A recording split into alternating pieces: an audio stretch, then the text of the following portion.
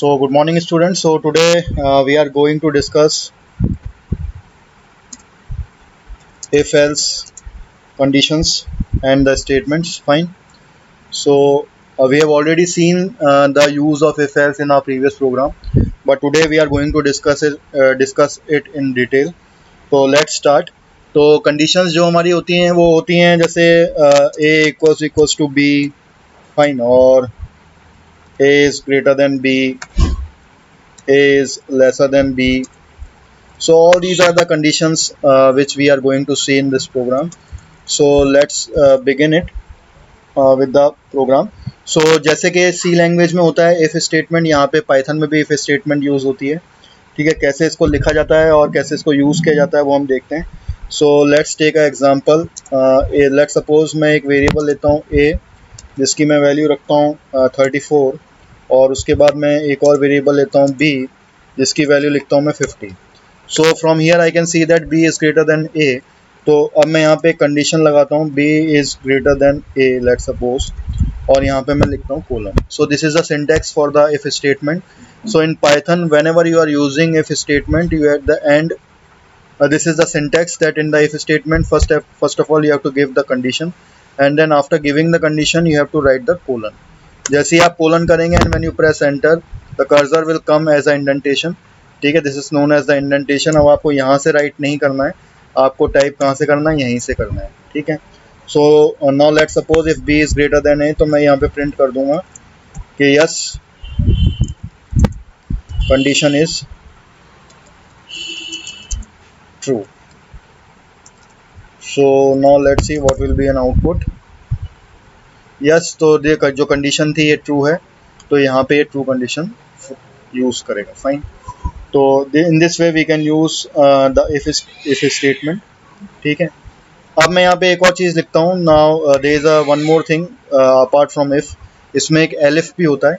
अब एलिफ कैसे होता है काम में वो मैं आपको बताता हूँ. नाउ लेट सपोज मैं यहाँ पे थोड़ा सा चेंज कर देता हूँ. अब मैं इसको कर देता हूँ 60. So now we can see that if I initialize the value of a with 60, then this condition is false. अगर अब ये कंडीशन फॉल्स होगी तो आप देख सकते हैं कि यहाँ पे कोई भी आउटपुट नहीं शो होगा. ठीक है. क्यों नहीं शो होगा? क्योंकि जो मैंने, अगर ये कंडीशन फॉल्स होती है तो उसमें मुझे क्या करना है मैंने यहाँ पे नहीं बताया है. तो मैं यहाँ पे क्या करूँगा, अब आप देखेंगे नेक्स्ट स्टेटमेंट यहाँ पे इंडेंटेशन पे आ रहा है क्योंकि अभी इफ स्टेटमेंट एक्टिव है.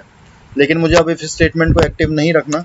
अब मेरे को क्या करना है, एलिफ का यूज़ करना है. तो आई कैन राइट एलिफ. ठीक है. एलिफ में भी मेरे को कंडीशन देनी होगी if A is greater than b. फिर मैं यहाँ कोलन लगा दूंगा और यहाँ पे लिखूंगा प्रिंट, और फिर वही चीज़ लिख देता हूँ मैं, yes now elif condition is true. So now let's see what will be the output. Now we can see that yes, now elif condition is true. क्योंकि अब जो मैंने वैल्यूज़ ली हैं उसमें a is greater than b है, तो जो मेरा ये स्टेटमेंट है ये एग्जीक्यूट नहीं होगा. अब मेरा सीधे ये वाला स्टेटमेंट एग्जीक्यूट होगा और elif स्टेटमेंट मेरा चलेगा. ठीक है. इसके अलावा एक और चीज़ होती है, elif के अलावा एक और मेरा पार्ट होता है which is known as else. ठीक है. अब else किस तरीके से काम में करेगा मैं आपको बता देता हूँ. तो अब मैं यहाँ पे एक और कंडीशन लिख देता हूँ, एक मैं फिर से चेंजेस कर देता हूँ. अब मैं क्या करता हूँ, a और b को इक्वल कर देता हूँ. तो जब मैंने a और b को इक्वल कर दिया है तो दैट मीन्स कि जो मेरा if स्टेटमेंट है और जो elif स्टेटमेंट है वो मेरा फॉल्स हो जाएगा. अब मुझे क्या करना है, मेरे को एक और स्टेटमेंट लिखना पड़ेगा else. And all we know that कि else के अंदर हम कोई कंडीशन नहीं देते हैं. चाहे वो सी लैंग्वेज हो चाहे C++ हो, कहीं भी आपने इफ एल्स का यूज़ किया होगा तो एल्स में we never use the condition, we never give the condition, हमेशा ध्यान रखिएगा. तो अब मुझे यहाँ क्या करना है, मुझे यहाँ पे प्रिंट करना है yes now else condition is true. So now here we can see that yes, now L condition is true. तो आपको मैंने तीनों तरीके से मैंने दिखा दिया, तीनों फ्लेवर्स है शोन यू. अगर इफ स्टेटमेंट होगा तो कैसे चलेगा, एल इफ स्टेटमेंट होगा तो कैसे चलेगा, और एल्स स्टेटमेंट होगा तो how we have to give the conditions. So now let's move on to further thing. जैसे कि मैंने यहाँ पे अलग अलग यहाँ पे स्टेटमेंट्स लिखे हैं, मैं एक सिंगल लाइन में भी स्टेटमेंट इफ स्टेटमेंट को लिख सकता हूँ वो इस तरीके से. इफ मैं फिर से ए को बड़ा बना देता हूँ और यहाँ पे इसको कर देता हूँ 30 और मैं यहाँ पे कंडीशन देता हूँ. तो आई होप कि आप लोगों को ये सब समझ में आ गया होगा. ठीक है, तो ठीक है, मैं इसको अलग से लिख देता हूँ.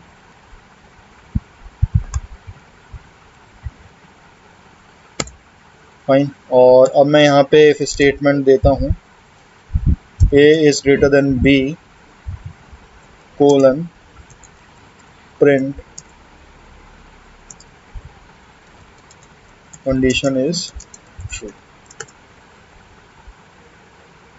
तो in a single line also we can use if statement, और उसी तरीके से हम इफ एल्स स्टेटमेंट भी हम यूज कर सकते हैं. ठीक है, तो यहाँ पे मैं लिख देता हूँ, देखिए किस तरीके से ये कंडीशन में यूज होगा. Print a if a is greater than b. तो पहली कंडीशन हमारी ये आ जाएगी, print if a is greater than b else print b. तो हम यहाँ पे देख सकते हैं ए मेरा बड़ा है, बी मेरा छोटा है, तो ये जो कंडीशन है वो ट्रू है. तो यहाँ पे क्या प्रिंट होना चाहिए, ए प्रिंट होना चाहिए. नाउ लेट्स सी, यहाँ पे ए प्रिंट होगा. अगर मैं यहाँ पे इसको 15 कर देता हूँ तो बट ऑब्वियसली कि जो मेरा एल्स स्टेटमेंट है वो चलेगा और मेरा जो प्रिंट होगा वो क्या होगा, वो बी प्रिंट होगा. ठीक है, उसी तरीके से ये मेरा जो कहलाता है कंडीशनल एक्सप्रेशन कहलाता है. This is also known as the conditional expression.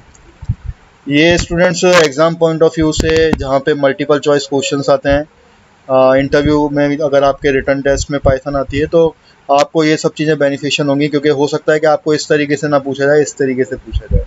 तो आपको हर तरीके का टाइप, हर तरीके के फ्लेवर पता होने चाहिए किस तरीके से क्वेश्चन को पुटअप किया जा सकता है.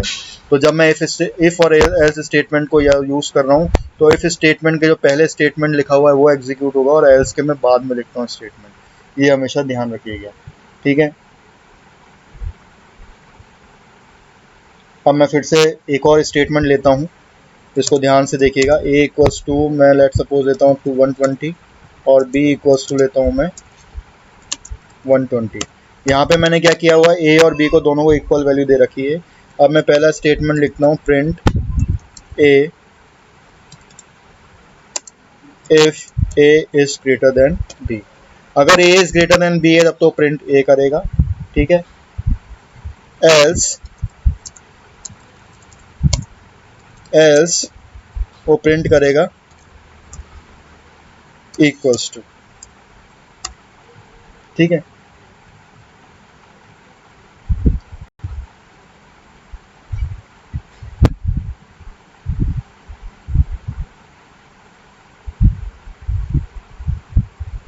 तो यहाँ पे मैंने क्या करा है, अभी मैं आपको दिखाता हूँ. यहाँ पे मैंने लिखा है else print equals to. Fine. उसके बाद मैं ले रहा हूँ if a equals to b else b. तो अब स्टूडेंट्स इस स्टेटमेंट का कैसे इंटरप्रिटेशन होगा मैं आपको बताता हूँ. देखिए, सबसे पहले आप देखिए प्रिंट ए कब होगा, जब ए इज ग्रेटर देन बी होगा. देख लीजिए, मैं आपको दिखा देता हूँ. प्रिंट ए कब होगा, जब ए इज ग्रेटर देन बी होगा. तो मैं लेट सपोज इसको 12 कर देता हूँ. तो now let's see what will be the output. So here we can see that a will be the output. Else print equals to if a equals to b. अगर a और B equals to है तब मेरे को equals to print करना है.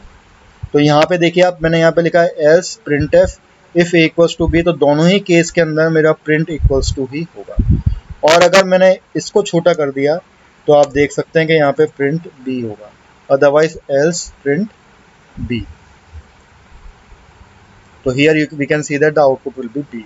तो जो इफ से पहले स्टेटमेंट होता है और जो इफ़ की जो कंडीशन होती है अगर वो ट्रू हो जाती है तो इफ़ से जो पहले स्टेटमेंट लिखा हुआ है वही प्रिंट आउट होगा, और एल्स में हम जो स्टेटमेंट बाद में लिखा होता है वो लिखते हैं। लेकिन यहाँ पे मैं देख सकता हूँ इफ़ एल्स और इफ़ के बीच में प्रिंट इक्वल्स टू दिया हुआ है, तो बट ऑब्वियस है कि मेरे को यहाँ पे इफ़ स्टेटमेंट को प्रेफरेंस देनी है। तो इफ़ स्टेटमेंट में, क्योंकि एल्स में कोई कंडीशन होती नहीं है, तो इफ़ के अंदर इस कंडीशन दी हुई है वो ट्रू है, दैट मीन्स के प्रिंट इक्वल्स टू ही चलेगा। और एल्स कब हो रहा है, जब मैं 12 को छोटा कर देता हूँ या बी से, सॉरी, ए वेरिएबल को बी वेरिएबल से छोटा कर देता हूँ, तो प्रिंट बी करेगा। फाइन। सो आई होप कि आप लोगों को समझ में आ गया होगा।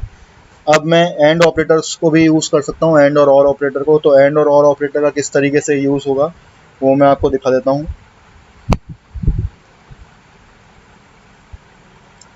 एंड और ऑपरेटर्स, तो सबसे पहले हम एंड को देखेंगे। तो मैं यहाँ पे 3 वेरिएबल लेता हूँ, लेट सपोज 34, बी मैंने लिया 90 और सी मैंने को लिया 78। ठीक है। अब मैं यहाँ लिखता हूँ if A is greater than B and C is greater than A.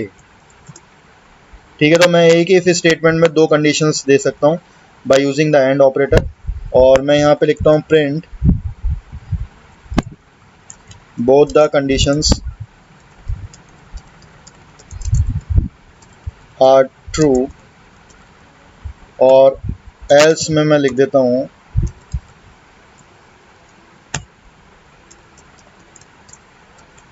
Conditions are not true. ठीक है। इसको मैं स्ट्रिंग में लूँगा डबल कोट्स में। तो now let's see what will be the output. तो सबसे पहले हम देख लेते हैं a is greater than b. क्या ए ग्रेटर है बी से? नहीं है, कंडीशन हो गई फॉल्स, दैट मीन के यहाँ पे हो गया 0। C is greater than A, C greater है, ये हो गया 1। और 0 और 1 को जब हम एंड ऑपरेटर्स के साथ यूज़ करते हैं तो हमें पता है इसका आउटपुट क्या आएगा, 0 ही आएगा। तो एंड ऑपरेटर जब भी 1 देता है, जब भी ट्रू देता है, जब दोनों ही इनपुट मेरे ट्रू हों। ठीक है। तो मैं यहाँ पे अगर इसको स्मॉलर देन कर देता हूँ, now let's see what will be the output. Conditions are true और कंडीशंस आर नॉट ट्रू, क्योंकि अब ये 0 0 हो गए हैं। और यहाँ पे अगर मैं इसको लेसर देन कर देता हूँ